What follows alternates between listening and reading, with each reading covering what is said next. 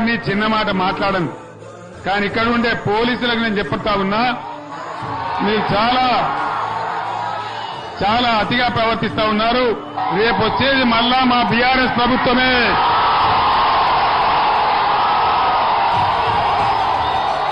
మీరు అతి ప్రవర్తన చేస్తే మట్టుకు మళ్ళా వచ్చేది బీఆర్ఎస్ ప్రభుత్వమే.